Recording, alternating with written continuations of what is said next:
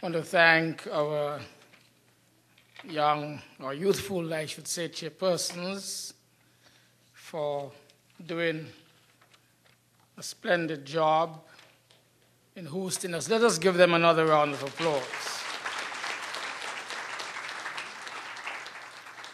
Your Excellency, Dr. Sir Cuthbert Sebastian, our Governor General of St. Kitts and Nevis, my distinguished cabinet colleagues, in particular the Honorable Marcella Liebert, and other distinguished persons who are here at the head table, our visiting ministers and other distinguished guests, ladies and gentlemen, those of you who are here in the audience at the Marriott, and those who are listening live by way of radio and the internet.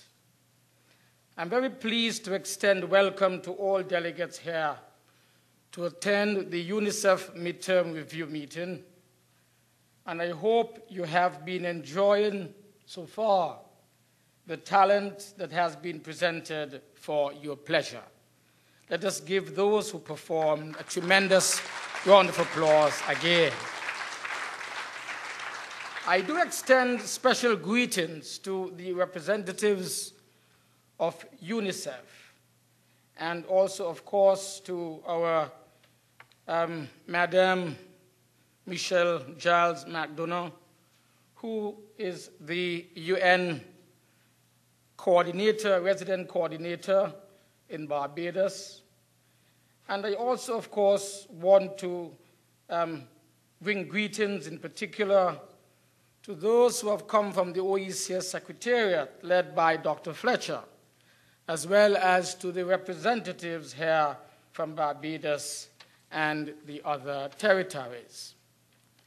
This review meeting, like those that went before, is important in the context that children today face some of the most pressing challenges that are complicated by many issues, including family dysfunction, wars, health epidemics, inadequate nutrition, abuse of all kinds, inadequate access to health care, education, and nurturing environments, to name but a few.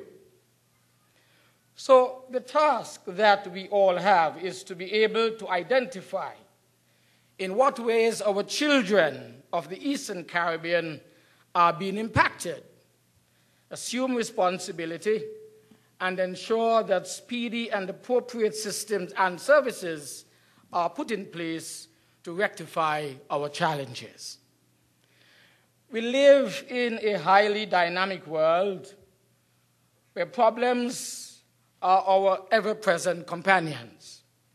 And it seems that the charge to address these problems must be sustained, must be effective, because while one set of problems may recede into the background, a new set quickly emerges as replacement. Policies, programs, and targeted activities must regularly be reviewed to ensure that we are being effective with our various strategies. The Caribbean has its peculiar set of problems, yet in some ways we have challenges that can be found in many parts of the world. This is the case as it relates to our children.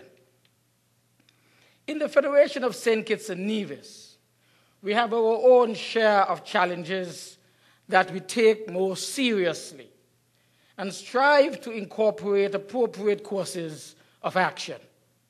For instance, in 1990, this country signed and ratified the Convention on the Rights of the Child. We have amended several pieces of legislation that affect our children, including the Juveniles Act, the Education Act, as well as the Probation and Child Welfare Act, or Child Welfare Board Act. We are participating in the OECS Family Reform Project, and several model bills are being reviewed. Just recently, my cabinet approved the St. Kitts and Nevis Early Childhood Policy, which upgrades the 25-year-old early education program. Overall, the OECS Secretariat is assisting member countries to address critical children's issues such as juvenile justice, the legal status of children, and that of adoption. There is universal access for preschool and government nurseries in this country. Assistance is given to private providers, and services are available for parents who choose to or cannot send their children to preschool through the Reaching the Unreachable program. There is universal access also for all children to primary health care, and St. Kitts and Nevis has achieved 100% immunization. Further, back in 1990, Cabinet reaffirmed the right for teenage mothers to return to schools. And through what we call Project Viola, support is being provided to teen mothers, helping them to complete their education.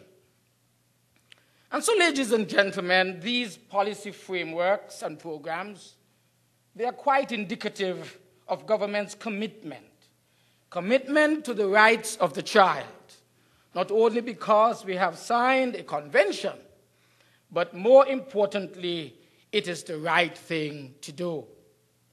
The reality is that a country's future resides in our cherished children. Our obligation, therefore, is to prepare the path and provide the opportunities, to provide the systems, the processes, and the environment within which children can properly develop and reach, I emphasize, their full potential. The enabling environment and the empowerment of our children must be of sustained priority in all of our Caribbean nations. Currently, a national protection protocol is being developed to provide a framework for a coordinated and collaborative response regarding children protection issues. Cases of child abuse exist everywhere in the Caribbean region.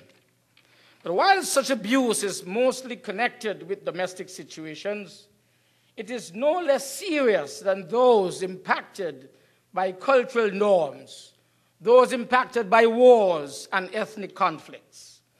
It is vital, therefore, that legislature and protocols diligently protect our children from violence, from drugs, and sexual abuse.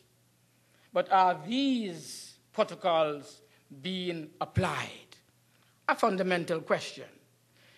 It was just yesterday at the weekly meeting of the Cabinet of Ministers, the Honorable Nigel Carty, our Minister of Education, and the Honorable Marcella Liebert, our Minister of Health, etc., raised in our discussions the challenge of protecting our students in our schools from pedophiles, some of whom may be even preying on our victims as children within the school community.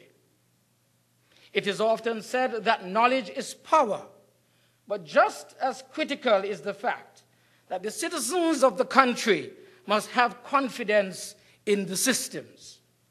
Our task, therefore, is not only to pass legislation and to develop the various protective protocols. Our responsibility, of course, must also be to inform, to raise awareness, and to educate on the way the systems work for the protection of our children. Civil society and non-governmental organizations can play special roles in this regard.